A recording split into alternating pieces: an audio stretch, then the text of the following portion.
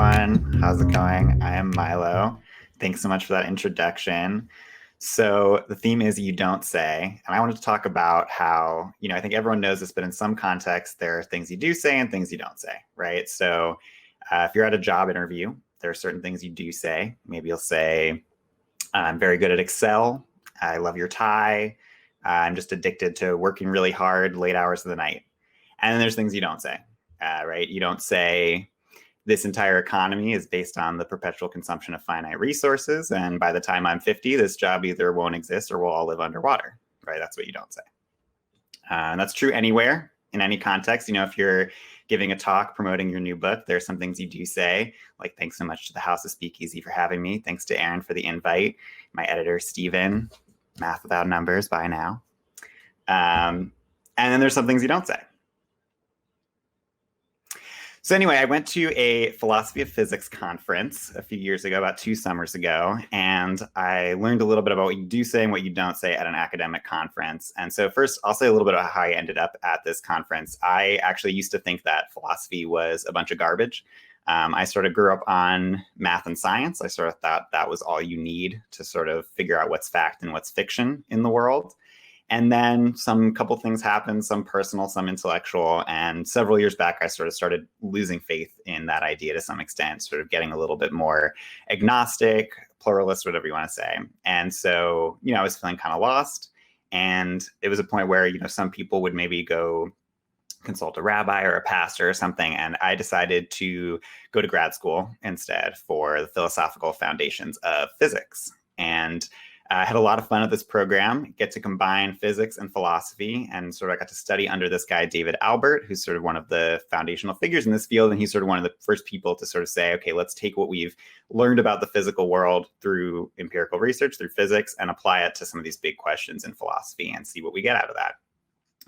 Had a great time, did a bunch of reading and writing and arguing, got to sort of figure out where I fit into the literature. And then at the end of this program, David invited me to come out to this conference in Croatia. And I was very eager to accept, of course. I've always wanted to see sort of what an academic conference is like behind the scenes. And so I got this beautiful, all expenses paid trip to Croatia, paid for by Columbia. Love it. And just to set the scene, I had no idea this is where our tuition dollars go, but it was this beautiful seaside villa on the island of Hvar. And you have just this gorgeous rocks leading up to just crystal clear Mediterranean Sea on one side. You have rolling green hills on the other side. And then wedged in the middle, you have these little gray box on the side of the hill. And we would meet 2 hours in the morning, 2 hours in the afternoon every day in that gray box and talk about particles. And so obviously there are some things you're not going to say at a philosophy of physics conference, right? You don't say Plato owned 50 slaves.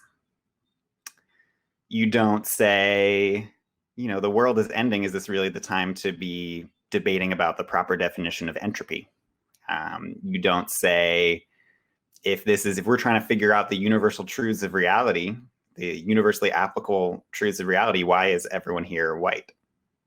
These are things you don't say at an academic philosophy of physics conference.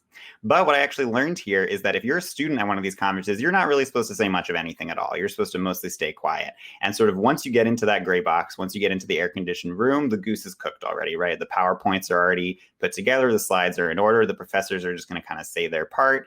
Maybe some other professors will argue and yell at them a little bit. They'll fight back and forth. Maybe a student will raise their hand, ask a question. But for the most part, you don't get to introduce any new ideas. You don't get to say anything new and have it debated. So the real fun part of the conference, this is what I learned, happens at the lunch hour and at dinner, right? And you might imagine why, but this is sort of when everyone's a little bit relaxed after the day. Everyone's sort of gone swimming. And, you're sitting all at this one big table, students next to professors, next to students. Everyone's a little boozed up. And, you still have to sound intellectual. You still have to give the proper academic citations. But for the most part, you can present any idea you want and get it debated, at least informally, sort of at this table. And so one night we're sitting around waiting for the van to come pick us up for dinner. And I hear this professor talking about the philosophy of math. And that's my subject, or, that's something I care a lot about. And so he's talking about philosophy of math. He is a pretty hardcore Platonist. And what that means in this context, they said you're an intellectual crowd, so I'll just get into it. That basically means that Platonists of math believe that sort of mathematical objects like numbers and structures and shapes and things actually really exist. They sort of exist in this alternate mathematical universe, which you call the Platonic realm. And sort of what we're doing when we do math is we're like using pencil and paper to sort of like access that alternate universe, almost like a telescope or something. And so he's saying all these things kind of like, okay, the job of a mathematician is to figure out what's true and what's false in math. The job of a philosopher is to figure out what's true and what's false in the real world. And this is sort of the belief system that I used to have several years back. And so I wanted to engage with him on this. And as it turned out, I had just been in my room writing the chapter of my book about Gödel's incompleteness theorem. And so I asked him a question. I said, okay, so if everything's either true or false, right? And there's sort of nothing else. And what do you say about Gödel's incompleteness theorem? Because what Gödel proved, if you're not familiar, is that in math, there are some things you can prove true, some things you can prove false. And there's basically this weird third category of things that can't be proven true or false. And that's true in any axiom system. There are some facts of arithmetic that can't be proven true, can't be proven false. So I asked him, what do you make of that? How do you sort of deal with that? And he said, oh, that's easy. The answer is those things are actually true or false. We just can't prove it, right? Truth is not the same thing as provability. Those things are true. They just can't be proven. And that doesn't totally satisfy me. I really want that answer to work for me. But so I say, okay, if you can't prove it's true, how do you know it's true, right? How do you figure out something is true? And he said, metaphysical intuition, right? The axioms of arithmetic are true just because they're obviously true, right? The axiom of choice, it's true because it couldn't be any other way. How could you possibly think it differently, right? We know that it's true. It's obvious in our heads that it's true. And people are sort of jumping into this conversation, and we're pushing back on this.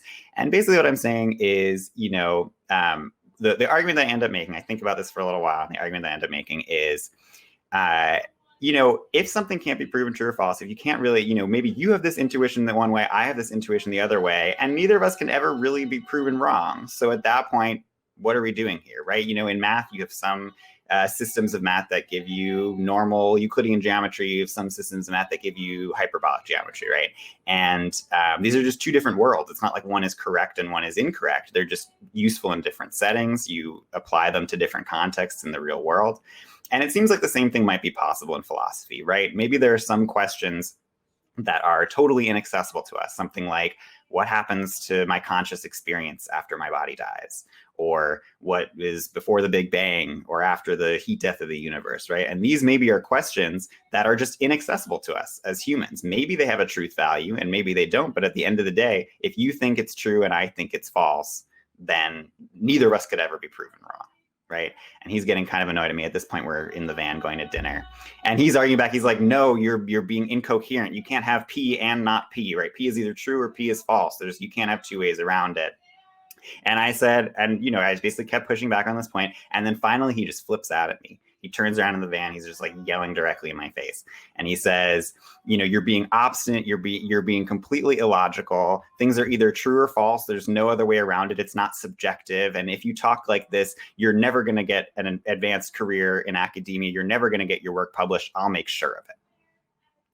And that is what you don't say at an academic conference, because all of a sudden, the entire pretense of this conference had just melted away, right? This framework, this idea that we're all here just trying to figure out the truth, trying to sort of use logic and reasoning and get to some fundamental truth, just completely disappeared. And instead, this underlying reality was revealed, which is academia, like anything else, is an institution. There's people within the institution who have the power to advance or sink careers. And at the end of the day, the people who are going to advance to the position of professorships are the people who please the previous professors and promise to sort of advance their legacy. And that was, I think, the biggest thing I learned at that conference. And I guess the last words of wisdom I'll sort of leave here on a parting note are, if you're someone who's interested in the truth, if you're interested in understanding sort of what's going on in this world and what to do about it, I would say it's really important to listen to what people are saying, but it's also very important to pay attention to what people don't say.